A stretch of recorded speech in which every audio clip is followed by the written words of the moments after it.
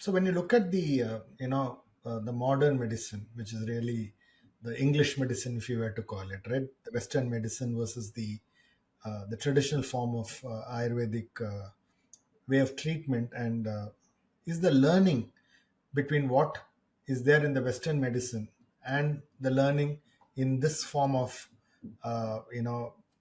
therapy and medicine, is it very different? And what do you think are the differences, and what are the benefits that you see in this in this style of education, and what do you think makes a big difference when you study Ayurveda and go as a Ayurvedic Vaidyan, as you call it, right? So therefore, how is it very different? So if you try to, there is a huge difference how the allopathic system is treating and how the Ayurvedic approach is.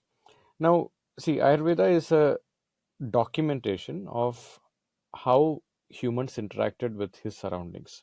So at that time, the rishis and people who observed how human being is being interacting with the surroundings and how that is impacting him and what could be done to improve it, what could not be done to improve it.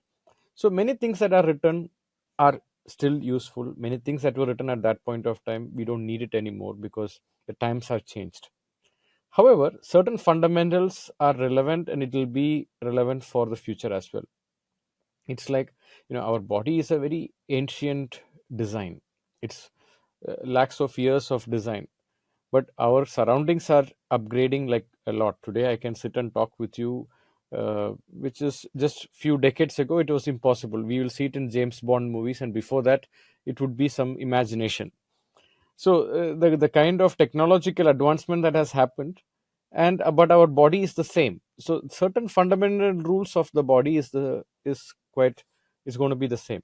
However, modern medicine, they had the breakthrough with antibiotics, painkillers, steroids, immunosuppressants, so and blood thinners.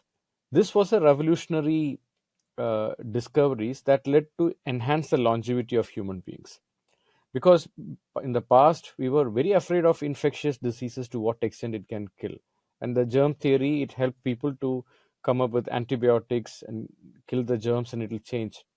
So on one hand, modern medicine is a result of humanity's question: how can I prevent human beings death? Because when they keep seeing people dying, they want to know how to prevent death. So everything, when you go to an allopathy doctor, the first thing that their mind is, how can I continue this person being alive and how can I prevent pain? These are the two things they will look, and then the quality of life will come, which is quite a way of looking at it. However, if you look at Ayurveda, there was no antibiotics, there was no microscope. It was very considered to be with your all your six senses, and I mean your sixth sense and your understanding of how you perceive nature and how things are changing. So there were many herbs, there were many minerals, there were many lifestyles, and accordingly they documented. Okay, if a person stayed awake very late at night, he has a tendency to have a spectrum of disease called Vata. This was documented few centuries ago. Now, if you look at Vata Rektam, it is the most appropriate correlation of today's autoimmune diseases that are mentioned in the allopathic medical textbooks. Now, autoimmune diseases, it is something where a disease is caused and we do not know what is the origin of it, because we are trying to look at what is the single most cause that is contributing to it. However, if you are not sleeping for 2 3 days, it's quite difficult to understand that through a blood test or an MRI or a X-ray. It will be a subjective parameter analysis to understand if somebody is sleep deprived, and that when you compound it, it will have an impact on your health, in your hormones, in your immune system. So these kind of observations were written. And today what is happening with the invention of light bulb, people are staying awake late at night, and our body is actually designed to live in scarcity. We are not designed to live in so much of abundance that we have. So in Ayurvedic textbooks, it was written centuries ago, there are two types of diseases because of malnourishment and disease because of overconsumption. And as the quality of life in a community gets better, the nature of disease will also shift. And that is why today we have more people falling sick because of overconsumption rather than diseases of malnourishment. So, in Ayurvedic textbooks, treating diseases of overconsumption is a challenge. It is mentioned at that time because, okay, let's say uh, you are having a deficiency problem. Let's say you are vitamin D deficiency. You go and top up the vitamin D from a pharmacy pill. Get a pill that will enhance your vitamin D3. Or let's say your B12 is low. Get a pill that will help you, or change with your diet. Maybe incorporate dietary changes that will enhance your vitamin B12.